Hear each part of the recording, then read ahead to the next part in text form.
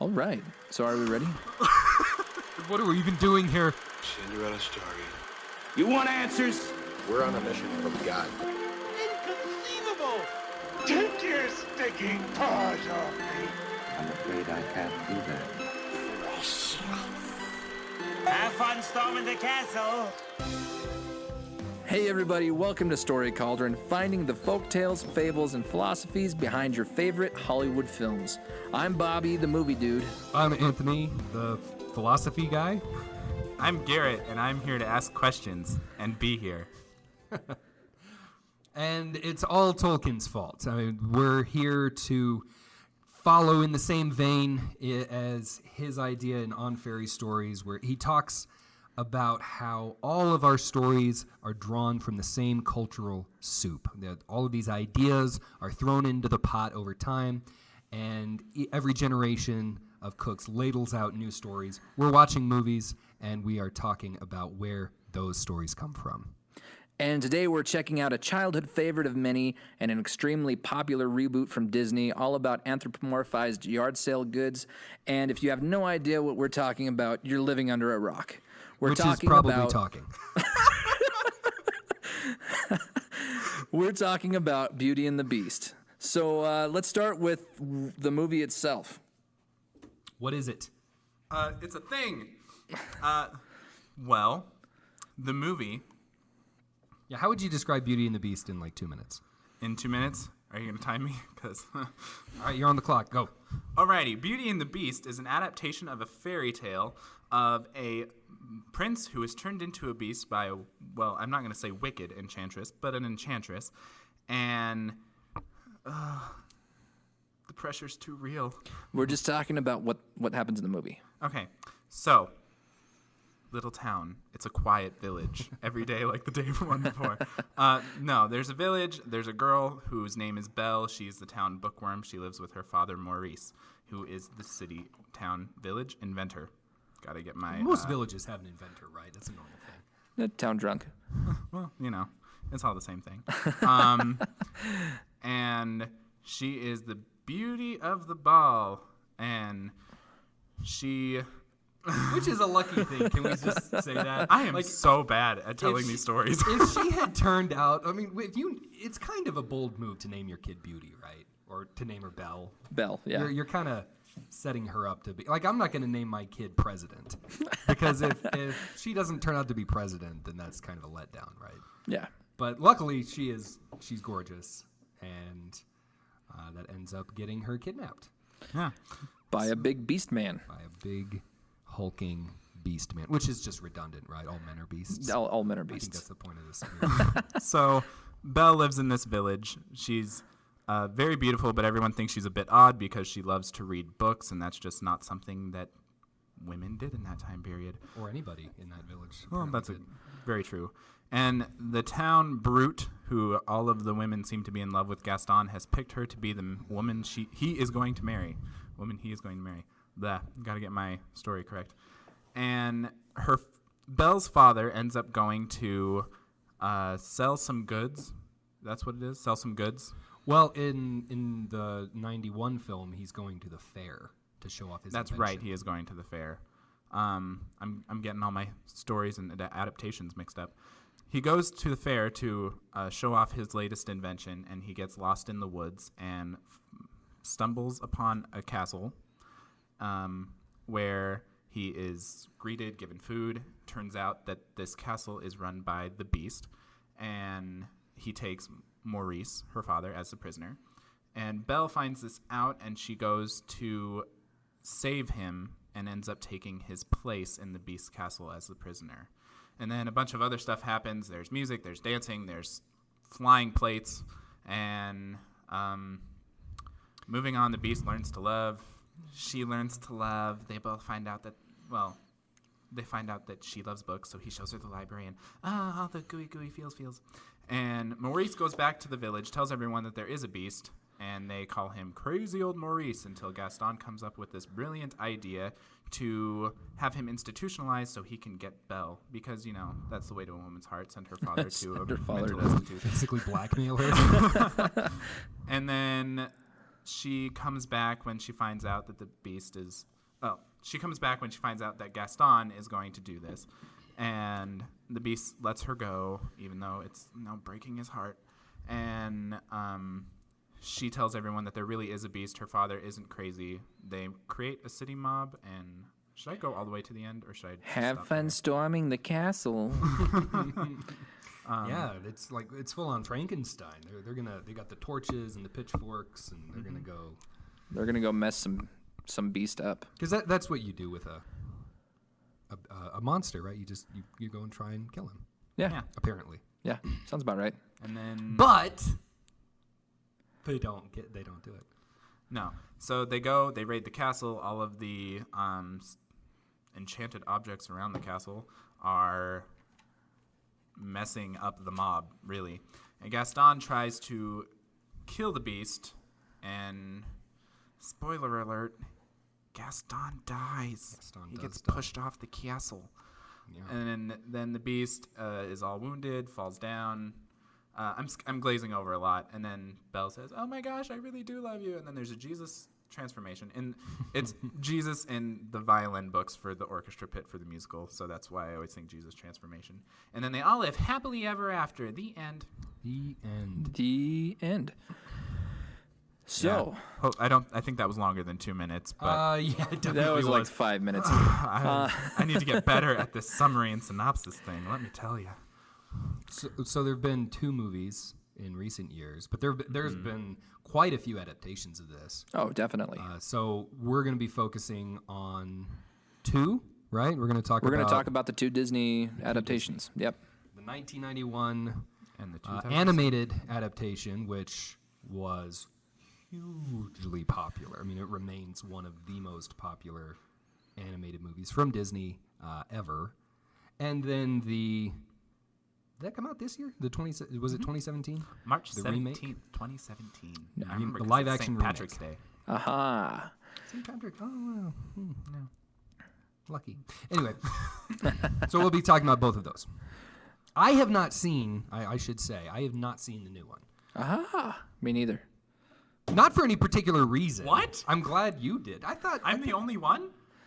I think so. I guess. It wasn't really too high on my to-do list.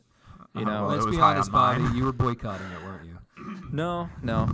I actually really like Josh Gad. So, Great. but no, I never got around to watching it. Yeah, so. same here. I just have a huge crush on Emma Watson. to be honest. That's pretty awesome. Oh, well, sure. Makes sense.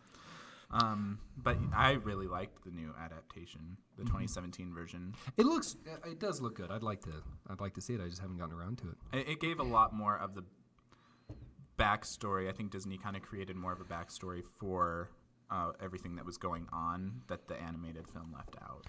Oh, that's good. Yeah, the animated film really does not explain very much. It leaves you with a lot of questions.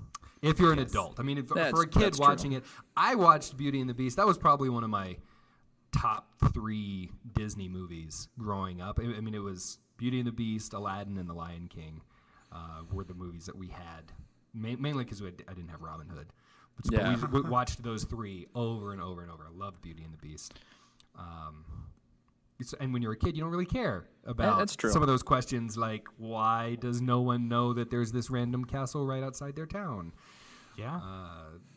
Who are all those people that suddenly show up at the end? Or, I mean, yeah. Why is the teapot singing like some amazing British lady? Why does the teacup have a chunk missing out of his head? Yeah. He was dropped as a child. So they fleshed that out in the new one. They do a lot more.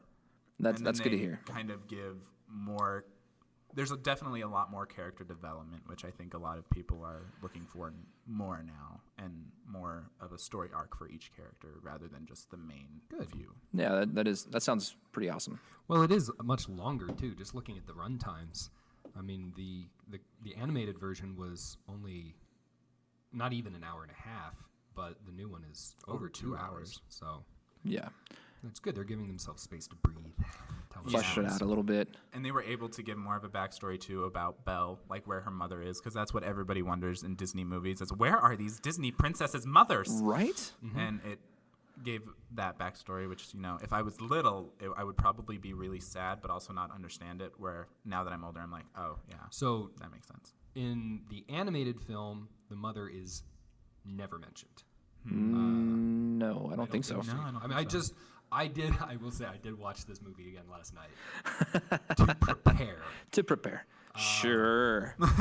Has nothing to do with your daughters. I've got two small kids who watch movies, and because the 2-month-old doesn't really get into that much, but I didn't see anything about the mom in the anime. They just don't even talk about her. Well, and I think that's something that's more of a recent development also, where people are wondering, wait, where is the mother? Because they've been doing that for like The Little Mermaid and all that, where they've been starting to give backstories and tell people, oh, this is what happened, because people started asking questions. They're all either gone or they get turned into a bear. There's a couple that are still alive during the course of the story. Yeah, that's true. But like very few. Yeah. Okay. All right. So how about we start talking about the inspiration for Beauty and the Beast? Beauty Now and it's the time Beast. to get down to the brass tacks. It's French. Really? Oui. Yeah, big surprise. Good old Lumiere. I dig Lumiere. Probably my favorite character out of the whole thing. Oh yeah. Really. Lumiere is, and I was always more of a Cogsworth guy, I have to admit. Yeah. I don't because I'm stuffy. yeah, I understand. I think I'd have to agree. I'm Cogsworth. Yeah. I'm more of a Cogsworth. I've always had a thing for feather dusters. So it's French, and this is an actual adaptation of a fairy tale that you can find in a few different collections. Probably the most famous collection where you'd be able to find the primary source material is Andrew Lang's Blue Fairy Book. So that is up there with honestly, Andrew Lang is up there with Hans Christian Andersen and the Brothers Grimm as in terms of collecting folklore and fairy tales. Andrew Lang lived after those guys. The Grimm brothers, they were like in the 1500s. Andrew Lang lived mid to late 19th century. He died in 1912, and he wrote. Well, he didn't write, but he collected stories into a series of over 24 books. Almost all of them had color names. So the Blue Fairy Book, the Red Fairy Book, the Lilac Fairy Book. Ooh, fancy. But the first and most famous was the Blue Fairy Book. And that's where you get a lot of stories that Disney has turned into movies, or stories that we are familiar with, like Red Riding Hood. Is that why Pinocchio, there's the Blue Fairy? I don't know. Maybe, because... That's I don't remember if the Italian story that comes from had a blue fairy specifically in it or not. I have no idea. But that could be. But we'll save that for another episode. But yeah, Beauty and the Beast is in Andrew Lang's Blue Fairy Book. And a couple of other stories that all kind of influenced this film, like the Black Bull of Norroway is also in the Blue Fairy Book, and the White Cat is also in the Blue Fairy Book. And all three of those, mainly Beauty and the Beast, though, obviously, is going to be where this is coming from. But it is very different. The Blue Fairy Book's version of Beauty and the Beast has much less action in it. There's no mob. There's no Gaston. Yeah, Gaston was a recent development. Yeah, it's a Disney innovation. Kind of, not out of nowhere. And it's all about the actual Beauty and the Beast fairy tale. It's kind of sweet, actually. The Beast is much more of a gentleman. Oh, that's nice. And Belle is not an only child. She has 6 brothers and 5 sisters, and all of the children are horrible. She's the youngest, and she's the nice one. Yeah. Well, what I found was very similar, but I found before the Blue Fairy Book, it says that it was written or transcribed by the French novelist Gabrielle Suzanne Barbeau de Villeneuve. Very nice. Thank you. I've been I'm working impressed. on it. I've been trying. And that was in the 18th century. Right. Yeah. But it kind of shows that there's so many different ways that these fairy tales like come out of the woodwork. Like different people write it down because people told them different ways. Yeah, Lang wasn't creating his material. He was collecting it from other people. And so if you look in I should bring, so you guys can see it, but if you look in the book, at the end of each story, he gives a citation, like, I got this from this person. Oh, really? And so, like, sometimes he even that's pretty cites, I got this from the Brothers Grimm, but he was trying to collect stories that were popular in Scotland and Britain in general. So It's like every English teacher's dream. yeah, really.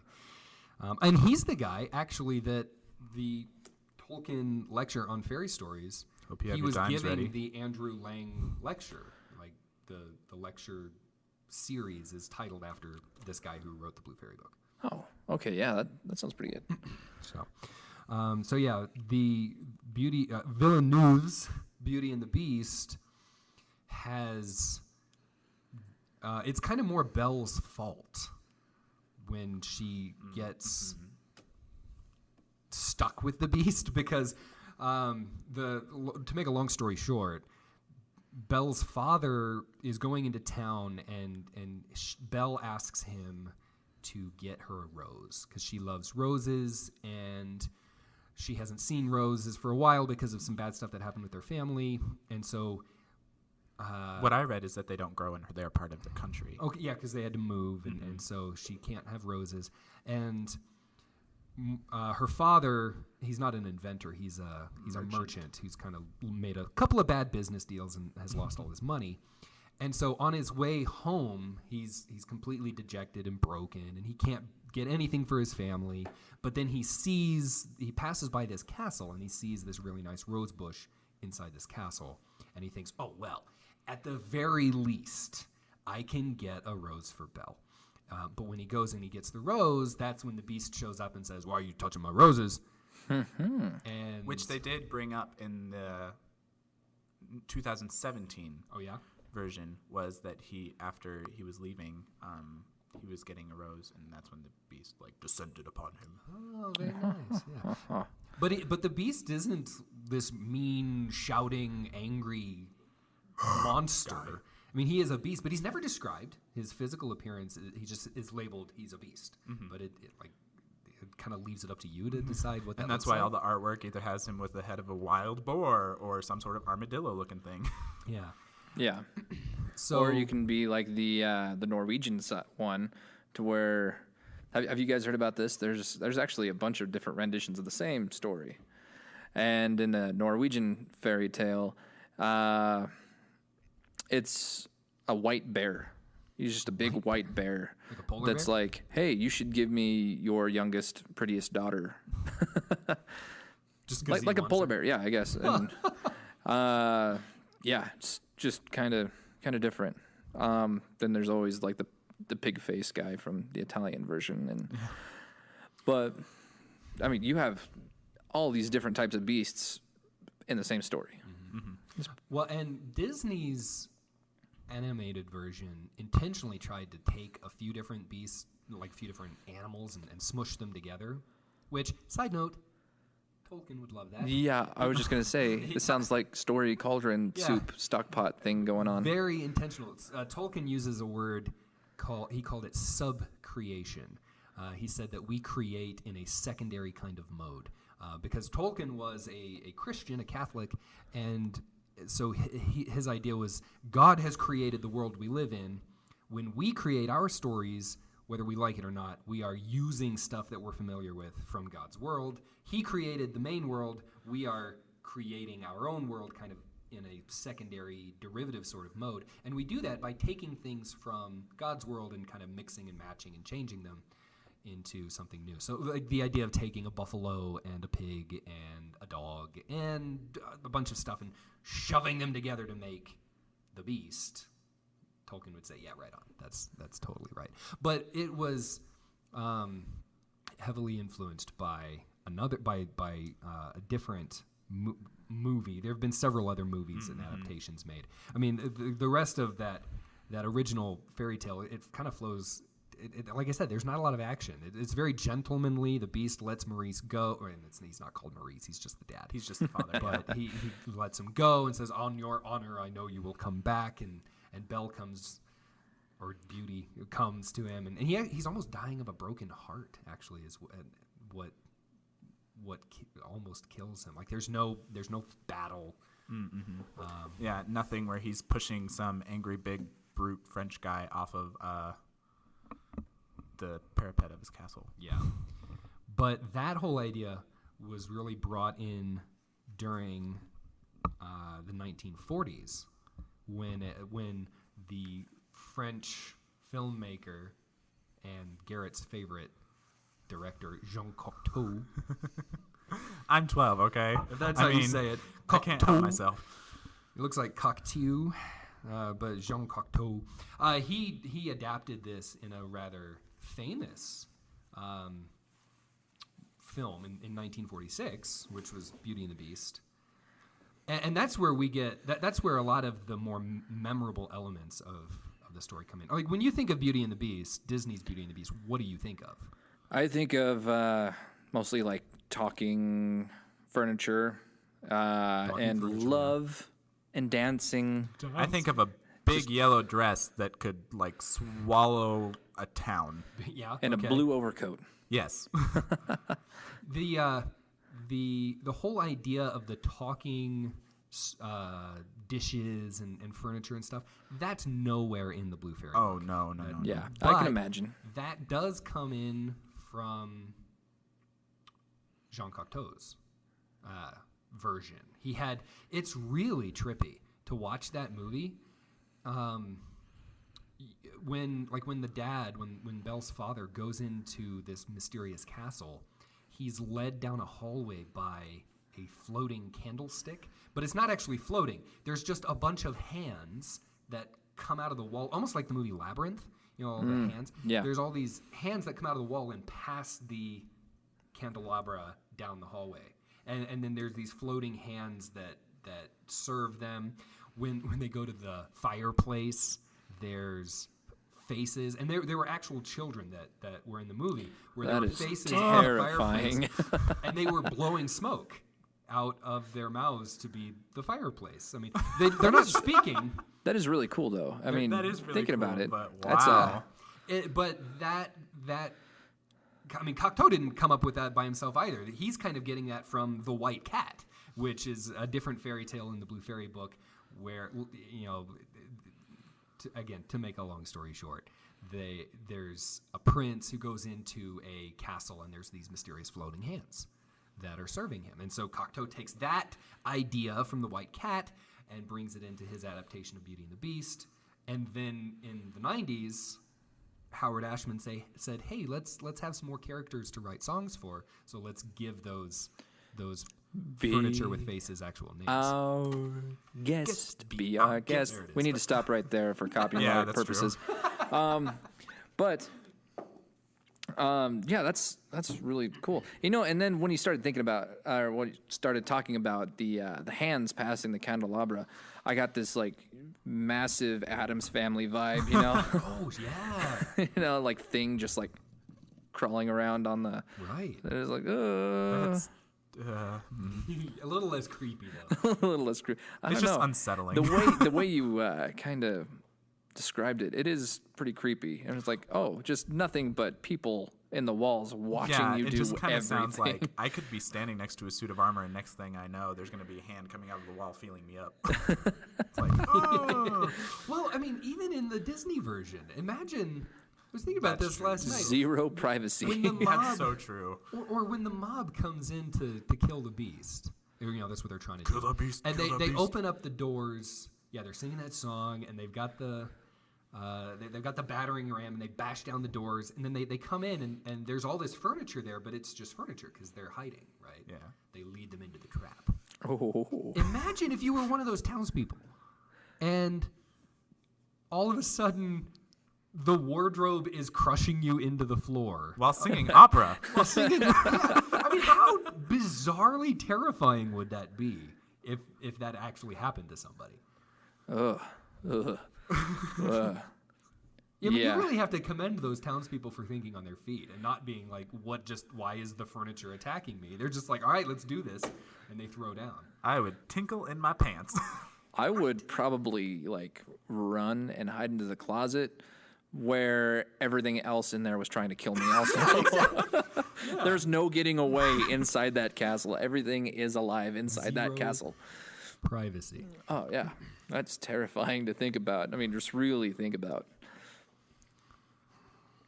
So let's see. I don't What even else? know where that rabbit trail came where, from. Where do we go from there? So Other sources, other things. I mean, really, I think, like I warned you guys, I could talk about Beauty and the Beast for a long time. no, I'm enjoying Do this. it. 'Cause this I'm is- ready. This was one of those movies that, like I said, that I really liked as a kid. I mean, she gets a library. I was so jealous of her. I want to be her because she has a gigantic room full of books. I was just really jealous of those like moving ladders in the library. Oh, yeah. I mean, those. Oh man, I used to play on those all the time. Well, I like it because that kind of all goes back to the original story where Belle gets basically everything she wants, anything she wants. And the Beast is like, I want you to be comfortable, blah, blah, blah, blah, blah. And then every night it's the, Belle, will you marry me? And she Right. refuses every night. The crazy thing to me was that I read in the original story, every night after the Beast proposed to her, she would go to sleep and she would dream of a prince. And he would say, why are you refusing to marry me? And she was like, oh, well, I look at the Beast as only a friend, that sort of thing. Like hardcore friend zone. She didn't put two and two together. Yeah, she didn't put two and two together. So she thought that the Beast had kept this prince kidnapped in the castle. So that's where she started like wandering around so much, was because she was trying to find this prince that was locked away, In her even though it dreams. was the Beast. Literally the man of her dreams. Gotcha. Yeah. She was trying to find him, but he was right in front of her the whole time. That's so sweet. Honestly, you should go back and watch the 91 animated film knowing that, because all of Gaston's lines take on a very different light, because he's constantly calling himself, I'm the man of your dreams. All of your dreams are going to come true when you marry me. In fact, the only person in the movie who asks her to marry him is Gaston. But you're right. In the Blue Fairy book, the Beast comes to her every night, and he's very polite and respectful and says, will you marry me? And every night she says no. But then at the very end, she agrees to marry him, and that's when he turns into the man of her dreams. The man of her dreams, exactly. Sorry, I thought that was going totally different. So But so good to see Gaston, this like Prince Charming, Tall, on dark, his head. handsome, manly brute. yeah. It's basically saying all of that same stuff from the Blue Fairy story is, oh yeah, it's sweet. It's one of those. It feels good. It's appropriate. It feels good when he falls to a certain depth. Because I would say that's another one of the big influences on Disney's Beauty and the Beast is second wave feminism.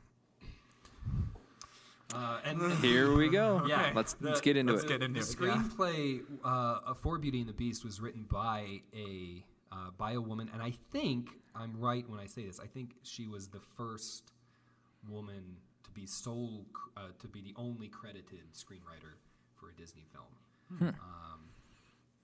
But Linda Wolverton is her name, and That's she an amazing name. yeah, that's a fun name. And she, in interviews, she has said very, very clearly that she is very proudly a feminist and could not help but weave that into her story writing. And I mean, you have to say, Belle is one of the strongest of all of the Disney princesses, I'd say, in terms of female character. Oh yeah, fiercely independent. Yeah, she really sticks up wants for to be an herself. independent woman. She's smart. She's not looking to just get married to Prince Charming because Prince Charming's a jerk. She's not one of the silly girls. Oh, yeah. Yeah, one of the fawning, The adoring frivolous maids of the village. and so the history of feminism kind of goes it's philosophical feminism. There's a lot to it. There's no way you could put it in 30 seconds, but often it's talked about it as going in these waves. Where the first wave was really focused on suffrage, on voting rights, and on having a voice in society.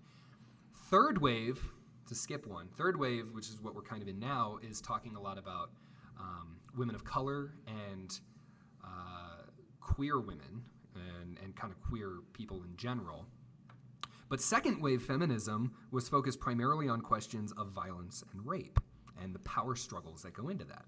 Which, once again, what is Gaston if not a walking embodiment of rape without ever actually using the word rape? Yeah. I mean, that's, but it's pretty clear that most of what he's trying to do to her. When he keeps saying, I don't care, I am going to marry her no matter what. She doesn't even know, I guess I need to go propose now. Yeah.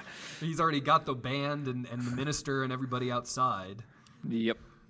But he's just going to go in and collect his little woman. And I just love how the entire time she's like, ugh, like, get away. Yeah, I mean, she has such a wonderful response where she's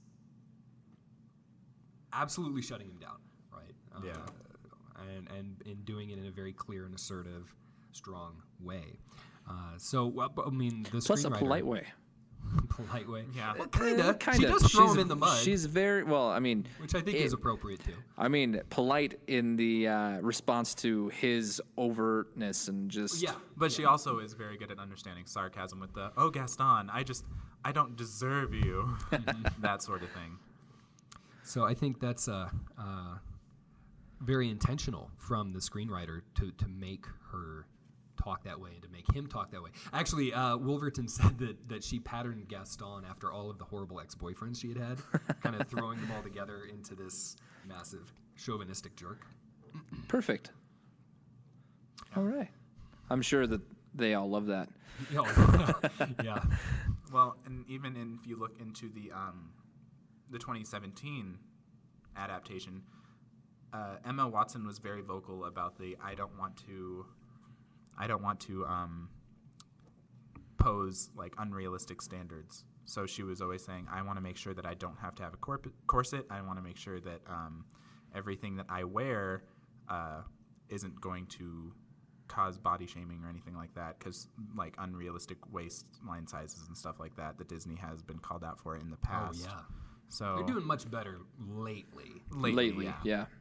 But that was one of the things that she took a hard stance on was, no, I don't want to be wearing a corset. I don't want to, They wanted to put her in a corset? The original costume designs, I guess, had a corset and stuff. And, it would fit with the era to do that. But she put her foot down and she said, no. But she's not the normal woman of that era. That's true, too. Belle isn't, you mean? Yeah, Belle. Right. I mean, she's educated. She is, yeah. Very She likes bookish. to read. And I don't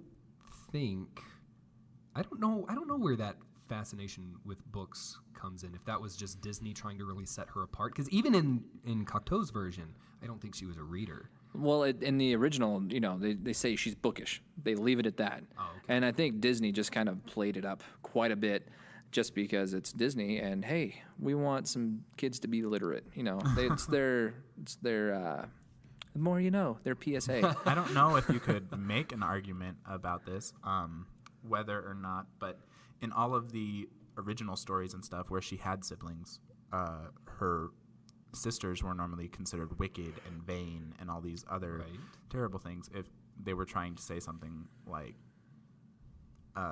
Belle has all these experiences from reading other people's things, maybe she looked at the world in like a different way because she was educated. Yeah, where enlightened. they might not have been as educated, so they had their single narrow point of view. Wow, I feel like I just got really deep, and that's not something I normally do. Okay. There is a little bit of a precedent for Gaston in Cocteau's version, though. Oh shoot, what was his name? He had a name. I don't know if I wrote it down in my notes, but Cocteau added a character who is not called Gaston, but he is someone who fights for Belle's affection and fights for her with the Beast. And he actually goes in and tries to fight the Beast at one point, and ends up. And this is really nice. The Beast in Cocteau's version is more beastly than the Blue Fairy version. He's not quite so polite, and he looks like a beast too. He looks like he's covered in hair. He looks like an animal in that regard. Not a gigantic muscular animal like the Beast in Disney's version, how he's 8 feet tall or something. He just looks like a normal guy covered in hair. But he this character goes to fight the Beast, and when the dust all settles, is actually turned into a beast himself. Oh, Yeah, that's the big surprise twist in Cocteau's version, is that the Beast has a series of secrets that he reveals to Belle over the course of the movie, and the final one is in this part of his castle called Diana's Garden or Diana's Box or something like that. Like Diana, the goddess, the Greek goddess of the hunt, who was an archer. And this other character, it's killing me that I don't remember his name, but he goes in and he jumps over the wall and actually gets hit by a statue that comes to life.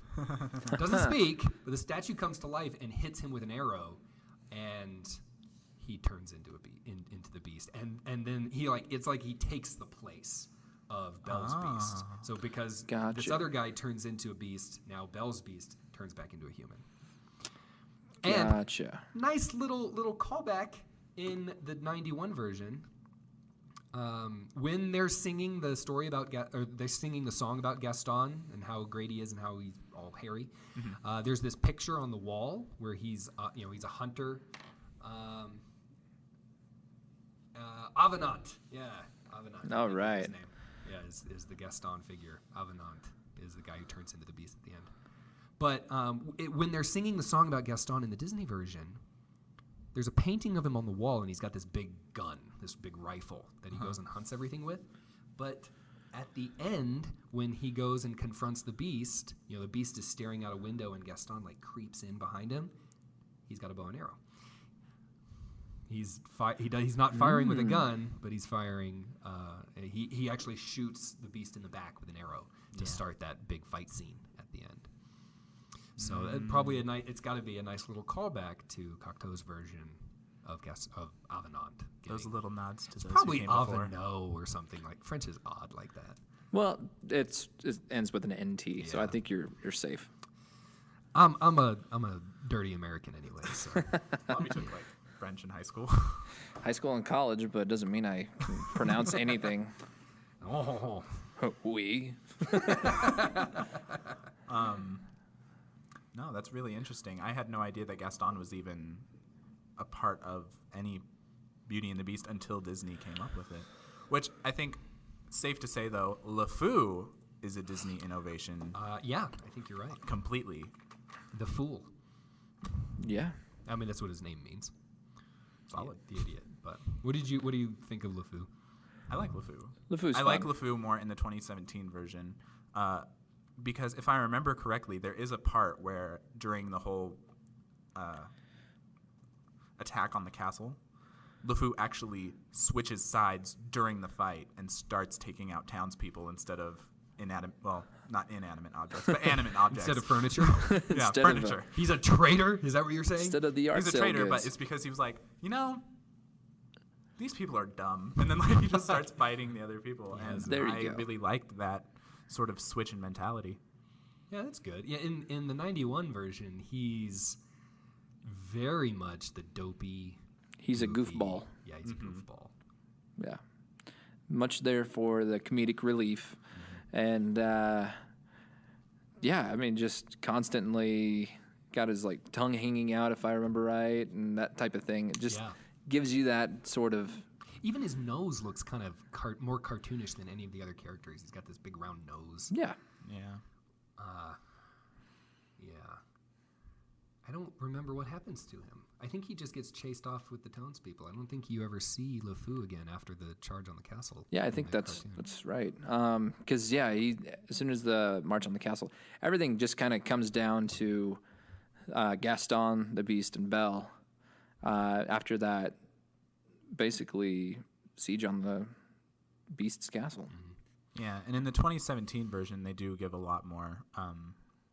It fits more with the background story, what happens after Gaston the Beast and the cast and Belle, with the curse being lifted and everyone being like, this place, it was a thing, it does exist. And then, they have the wedding scene at the end, which they have the dance in the 1991 version, but in 2017 version, they actually have the wedding celebration. Oh, nice. So everyone's doing their thing, and everyone's dancing, and everyone's having a good time, and that's the happy ending. And it's not just the Everybody people lives in the happily castle. ever after. Yeah. Everybody in the entire village. Even And though they LeFou were lives all happily ever jerks. after too. Yes. We should probably say something about this stupid controversy, which was totally not even a controversy, or shouldn't have been. I do feel like Beauty and the Beast does have some controversy surrounding it. Okay. For other reasons as well. But where are we going to take it? Well, I mean, for all of the flack that the movie caught before it came out, and even getting banned in some places, they're really, okay, like I said, I haven't seen the 2017 version, but it sounds like there was nothing to get worried about. He danced with another guy. Even if you think that would be something to worry about, there was nothing to get worried about. No. I mean, you shouldn't be worried about it in the first place, but even if you feel like you should be, there's nothing there. These are just our views. Feel however you want. And the thing that really cracked me up when I rewatched the animated version is that there's even hints of that in the animated version. And that was one of the things we talked a lot about here, like me with my boss and stuff like that. We were discussing, well, if there is any character that has been in the past or seems that they would be, it would be LeFou. Would be gay. I'm trying to think. I want to see how long we can hold that pause. I want to make sure that I'm politically correct. Sure. As Well, I mean, possible. Yeah. To have a homosexual character is hardly a surprising thing in 2017. But in 1991, when Gaston is getting all set up for the wedding, there are four people crying. The three silly girls who are in love with Gaston are all crying that he's about to get married. And so is LeFou. Yeah. LeFou's crying too. And it's just a really small thing. It doesn't really play it up. And I doubt, I don't know. I don't know if even in 1991 they were trying to hint at that or not. Because one of the other big themes underlying this movie in 91 at least is not necessarily homosexuality and the march for civil rights in that regard, but Howard Ashman, who was one of the composers, songwriters, wasn't he the lyricist? He was one of the formative influences on the movie, for sure. He was diagnosed with AIDS like days before they started working on this. Yeah. And he worked his struggle with AIDS and the way that people looked at him and the way that he was processing that as kind of an outcast into his writing of the Beast and into his characterization of some of these people. And he was himself a gay man who I can't help but wonder if he was kind of thinking of that and others were thinking of that with LeFou all along. I mean, I think it really works in a story that is so focused on not judging a book by its cover and a story that is so focused on taking care of people and appreciating people for who they are. I mean, sure. Where else what better place can you find to talk about those sorts of issues than in a fairy tale like Beauty and the Beast? It's true. Mm-hmm. So, what you said there are other things to be controversial? Because I think that whole controversy was stupid. But let me see. I wrote some stuff down. What else was controversial? Well, some of the darker themes. There's always been the controversy of, well, Bella's just has Stockholm syndrome. Oh yeah, falling in love with the guy that keeps her captive. But then throughout the rest of that, you can also find the themes of slavery versus freedom and love being freedom, where everyone in the castle was kind of like a slave until love broke the spell, and how the Beast is considered an outcast and a slave from society. Yeah. All you need is love. I was going to go a different way and be like, I'm a slave for you. Nice. But you have those things that people think are heavy themes, I'm using air quotes, to the story of Beauty and the Beast, and ways that people find that arguments that people try to make to say that Beauty and the Beast is just a silly fairy tale that shouldn't be paid attention to. Yeah, it's a fairy tale. Take it at face value. That's it. You know. Yeah. Yeah. And that, like, don't let your kids watch too much Disney because then they'll fall victim to Stockholm Syndrome. It's one of those things that people Which like really, to bring up a lot. That doesn't even really fit either, because of the two people, Belle and the Beast, he's the one who changes more than she does. She doesn't really change. She's the strong, confident person who knows who she is. Who changes her man. Yeah, well, maybe that's the awkward lesson there. Oh, dear. Ladies, just, stick with the abusive guy. He'll get better if you love him hard enough. That's not a good That's message. not a good message. No. Ooh, that's messy. I think we just discovered one. Ooh, Oh, dear. gotta walk away. This was going to Yikes. go so many other places and it went there. There's controversy. But no. And then, I don't know. It's kind of weird to look at, though, because if you look at some of the commentary that people have, they say that Gabrielle Suzanne Barbeau de Villeneuve, her one of the Damn. reasons that she That's wrote impressive. it was to prep young girls for getting ready to be in arranged marriages and stuff like that. Oh. That's one of the things that I found when I was researching. I don't know if that's true or not, because the internet. That gives you a whole different perspective on it, though, that really kind of brings everything together for me. It gives me a little bit more understanding to the story. Yeah, and in the 18th century, it's clearly a different time than it is now. So it kind of shows how these fairy tales can adapt to give different life lessons. Yeah, and because stuff if as they Gaston had adapt. Tinder, man, things would have been totally different. Oh, dear. No, we're not going there.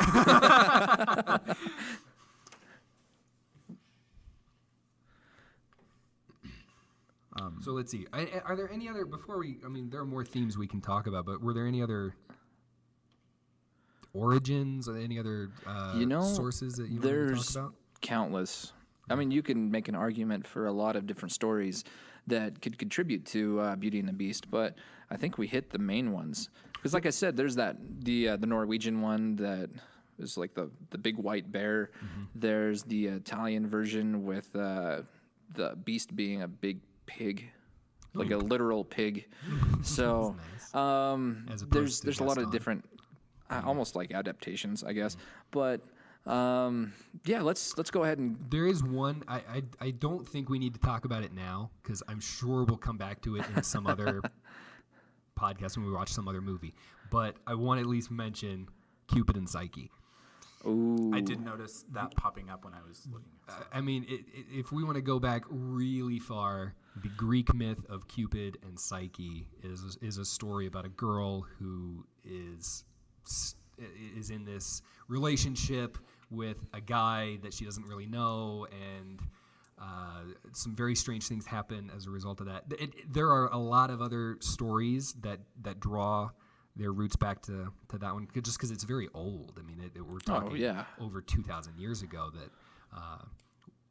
we see that story showing up in the record. So The original meat in the pot. yeah, really, that's gonna be one of the oldest bones floating in that soup for this meal, this story.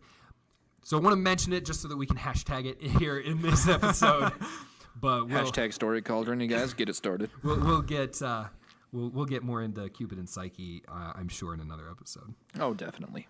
If we are going to be moving into themes, though, there is one thing that I want to bring up, and I heard this. I really like it, and I hope to God that it's true.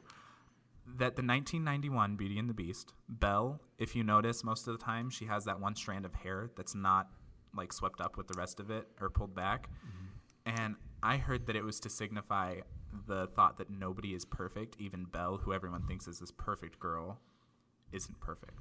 Yeah, she's got crazy hair. Which, if that's your standard, like if that's the only thing wrong with her, Well, no, it just That's pretty good. represents that there's Sure, stuff wrong okay. with I everybody. like that. Yeah, I'll And take I it. really That's pretty like awesome. that as like, even if it is just an underlying subliminal message, I really like that. Yeah, I mean, it's better like a stray hair than like missing an arm. Or like being a disgusting chauvinist. Oh, yeah. You know, See, yeah, Gaston makes it pretty clear what's wrong with him. And anybody's going to look good next to that guy. very true. The other themes that I had down were that love comes in different forms. There's the romantic love that you find between Belle and the Beast that grows over time, and then you have the familial love of Maurice and Belle. And the unrequited love of LeFou and Gaston. And the kind of friendly love between. I love the relationship between Cogsworth and Lumiere. Oh, yeah. Yeah. I mean, just That friendship. constantly. I mean, because they clearly care about each other, but they kind of They just annoy the crap out of each other. I mean, and that's who doesn't have a friend like that, right? Where you're like, I love you, and I love to hate you, but I love you. I'm so glad you're here. I'm so glad you're around because how else would I be this annoyed? But get over it.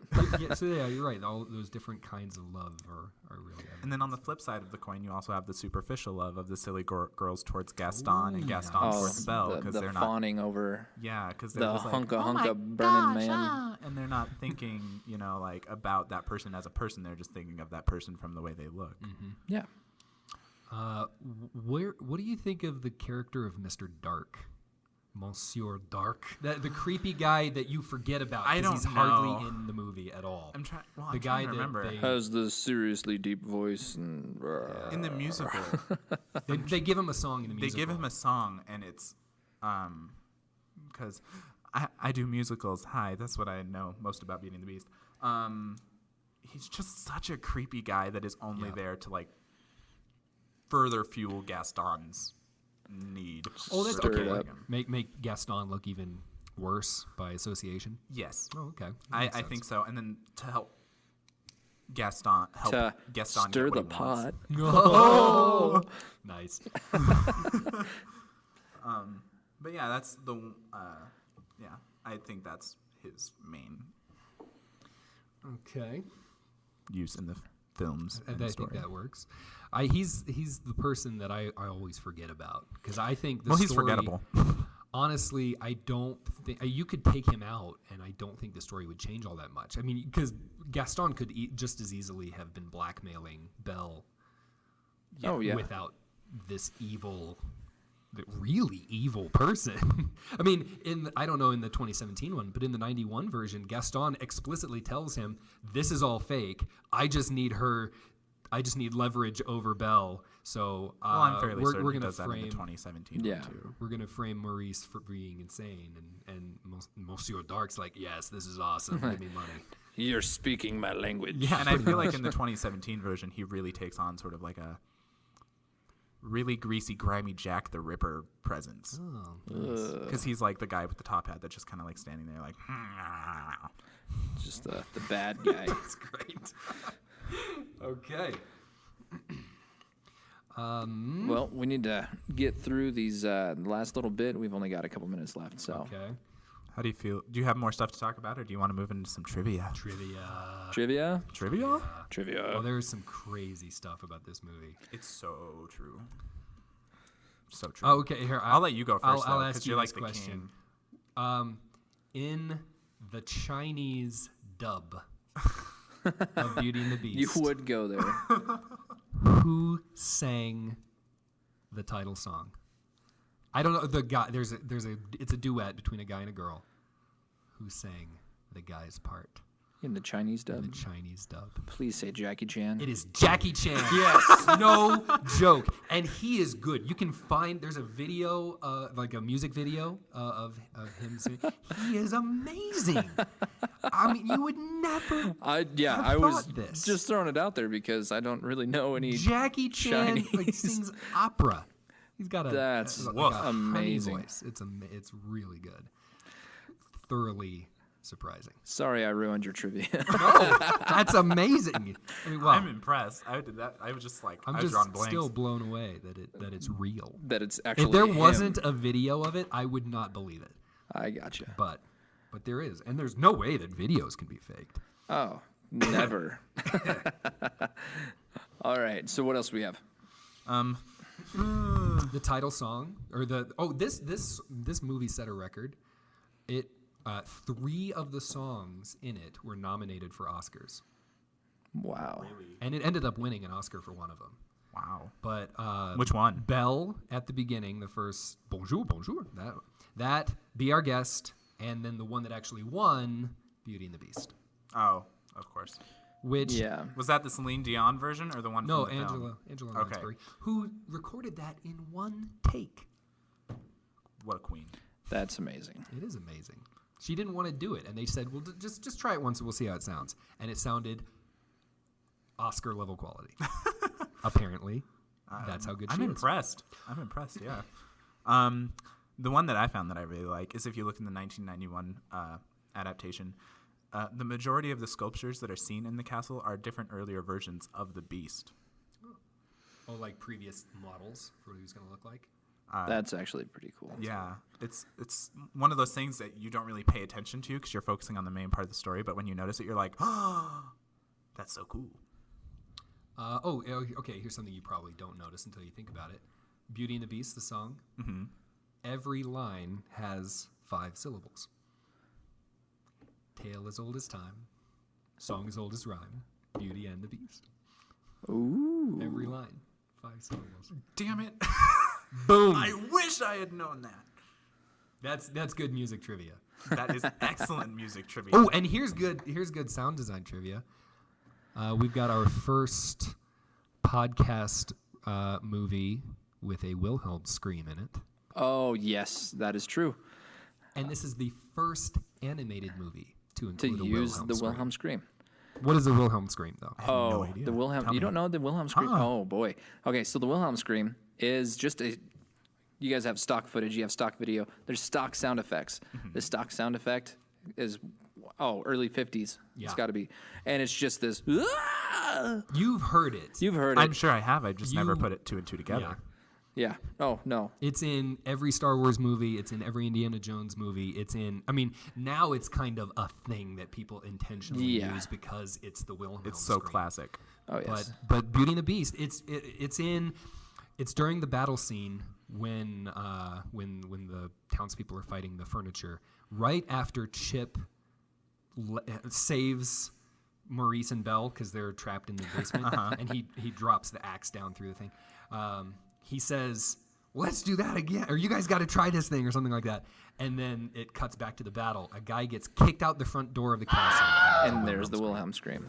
All right. Well, on that note, we're gonna get packed up, and thanks for listening and hanging out with us.